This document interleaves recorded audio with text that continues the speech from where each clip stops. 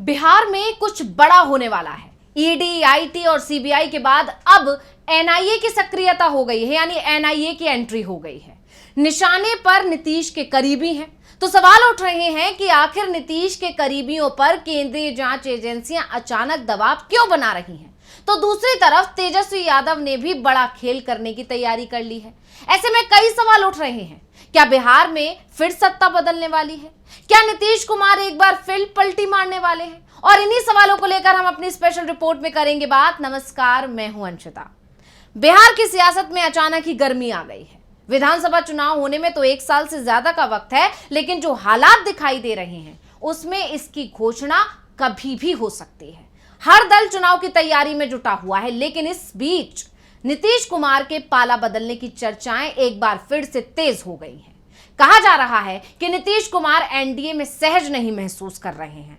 मोदी सरकार उनके समर्थन पर टिकी हुई है और इस चीज को नीतीश अच्छे से समझते हैं, इसीलिए वो भी इस कोशिश में है कि जितना दबाव बना सके बीजेपी पर उतना बना लें और उसका फायदा उठा लें। लेकिन दिल्ली में उनकी सुनवाई नहीं हो रही है।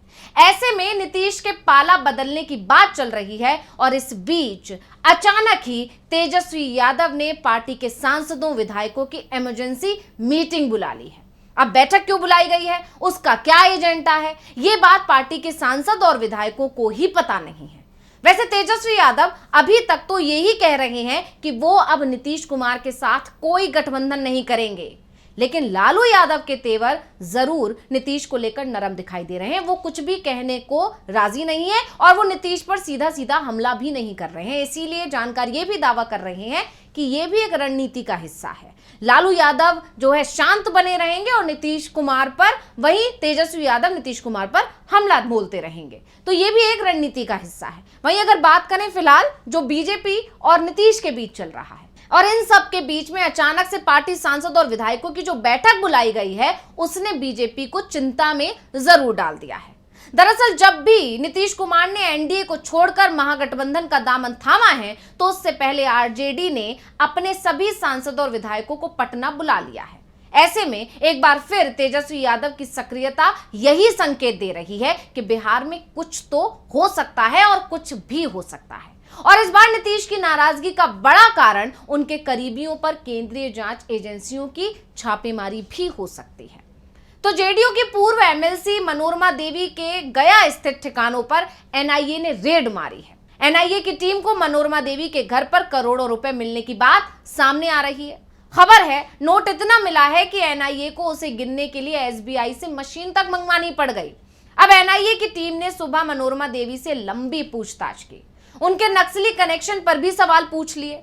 मनोरमा देवी के ठिकानों पर पड़ी रेड जेडीयू नेताओं पर पड़ी पहली रेड नहीं है। इससे पहले भी कई बार जो है रेड पड़ चुकी है और जेडीयू के दूसरे नेताओं पर भी इसी तरह से केंद्रीय जांच एजेंसियों के छापे पड़ते रहे हैं। हालांकि पिछले दिनों कुछ जो है रुक गए थे, लेकिन एक बार फिर से यह सिलसिला शुरू हो गया है। अब हाल ही में ईडी की तरफ से जेडीयू को लगातार झटके मिल रहे हैं। सबसे पहले ऊर्जा सचिव संजीव हंस के ठिकानों पर छापेमारी हुई। संजीव हंस को नीतीश कुमार का बेहद करीबी माना जाता है और जेडीयू एमएलसी राधाचरण सेठ की करोड़ों की प्रॉपर्टी भी जब्त कर ली गई। ये काम भी ईडी ने ही किया। राधाचरण सेठ भी नीतीश कुमार के करीबियों में ही गिने जाते हैं। बात यहीं तक सीमित नहीं है, बल्कि नीतीश के करीबी कई अधिकारी भी ईडी के निशाने पर बताए जा रहे हैं। कहा तो यह भी जा रहा है कि संजीव हंस के ठिकानों पर छापेमारी और उनसे पूछताछ में कई बड़े खुलासे हुए हैं। यहां तक कि ईडी के हाथ संजीव हंस के सरकारी पदों पर रहते हुए कंपनियों को फायदा पहुंचाने और इसके एवज में रुपए लेन देन के सबूत भी हाथ लग गए हैं। हालांकि ईडी की तरफ से इस मामले में कुछ भी नहीं कहा गया है। अब खबर तो ये भी आई है कि जेडीयू की तरफ से केंद्र सरकार को एक मैसेज भेजा गया कि वो ईडी की लगाम कसे, वो हमें परेशान ना करे। लेकिन इस कथित संदेश के बावजूद कुछ भी सही होता नहीं दिख रहा है। ऐसे में सवाल उठ रहे हैं कि क्या बीजेपी के इशारे पर ही बिहार में जेडीयू से जुड़े लोगों पर केंद्रीय जांच एजेंसियों की कार्रवाई हो रही है? ये सब कार्रवाई कर रही है। बीजेपी के टारगेट पर नीतीश और जेडीयू है। बीजेपी के अध्यक्ष जेपी नड्डा क्षेत्रीय पार्टियों को समाप्त यानी खत्म करने की बात पहले से ही करते आ रहे हैं। ऐसे में नीतीश कुमार परेशानी में अब घिरते हुए दिखाई दे रहे हैं। फिलहाल मुश्किल में नीतीश कुमार की एक और करीबी मनोरमा देवी आ गई हैं। ऐसे में जेडीयू के अंदर बेचैनी दिखाई दे रही है, तो दूसरी तरफ तेजस्वी यादव पर भी शिकंजा कसने की कोशिश हो रही है। लैंड फॉर जॉब स्कैम मामले में तेजस्वी यादव और उनके परिवार को समन भेज दिया गया है, लेकिन तेजस्वी यादव को इस समन की चिंता नहीं दिखाई दे रही है। तेजस्वी यादव तो कहते भी हैं कि बचपन से देखते देखते अब इसकी आदत सी पड़ गई है। जब भी बीजेपी परेशानी में दिखाई देती है, जांच एजेंसियां सक्रिय हो जाती हैं। हम केंद्रीय एजेंसियों के समन या छापों से डरते नहीं हैं। ऐसे में सवाल उठ रहे हैं कि एक तरफ तेजस्वी यादव को समन भेजा जा रहा है, तो दूसरी तरफ नीतीश कुमार के करीबी पूर्व एमएलसी के ठिकानों पर एनआईए छापा मार रही है। तार एक दूसरे से जुड़ रहे हैं, क्योंकि इन सब के बीच जेडीयू और आरजेडी के अंदर बैठकें तो हो ही रही हैं, लेकिन बैठक में क्या हुआ ये कोई नहीं बता रहा है। बहुत कुछ गुप्त रखा जा रहा है। वैसे ही जैसे पिछले दिनों नीतीश और तेजस्वी के बीच हुई मुलाकात के बाद से ही बिहार की राजनीति गरमाई हुई है, और इसके बाद अचानक ही केंद्रीय जांच एजेंसियां सक्रिय हो गई हैं, तो सवाल तो उठेंगे ही। अब बिहार में चल रहे इस टकराव के बीच बीजेपी की तरफ से दावा किया जा रहा है कि नीतीश कुमार एनडीए में हैं और एनडीए में ही रहेंगे।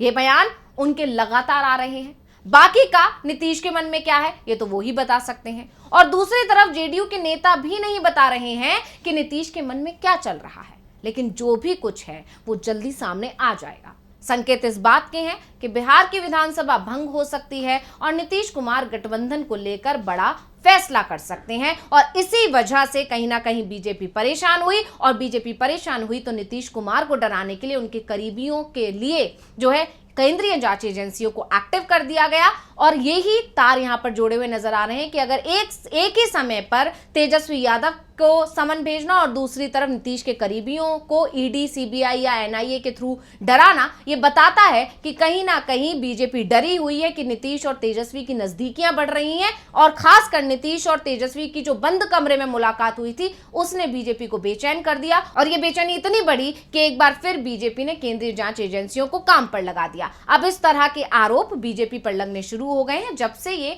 एनआईए का छापा मनोरमा देवी पर पड़ा है। खैर, अब जो भी हो जल्दी ही सामने आ जाएगा। वहीं नीतीश कुमार पिछले लंबे समय से विधानसभा भंग करने की बात भी करते रहे हैं, तो एक और ये बड़ा कारण माना जा रहा है कि बीजेपी कहीं ना कहीं नीतीश कुमार पर दबाव बनाने की कोशिश कर रही है। इसके अलावा नीतीश कुमार की जेडीयू ने लगभग 135 सीटों पर अपना दावा ठोक दिया है। नीतीश कुमार की जेडीयू ने कह दिया है कि हम इतनी सीटें पर ही लड़ेंगे, इसके अलावा जो बची हुई सीटें हैं उसमें आप देख लीजिए और अपने सहयोगियों को क्या देना है आप उसको तय कीजिए। यानी बीजेपी को ही सहयोगियों को साधने के लिए छोड़ दिया है। तो ये सारी चीजें मिलकर कहीं ना कहीं बीजेपी को परेशान कर रही हैं, बीजेपी की चिंता बढ़ा रही हैं, और बीजेपी के लिए नीतीश कुमार जरूरी हैं, क्योंकि केंद्र की सत्ता में भी नीतीश कुमार बैसाखी हैं। तो इसलिए कहीं ना कहीं बीजेपी परेशान है, और बीजेपी जब भी परेशान होती है तो विपक्ष कहता ही है कि बीजेपी परेशान होगी तो केंद्रीय जांच एजेंसियों को काम पर लगा दिया जाएगा।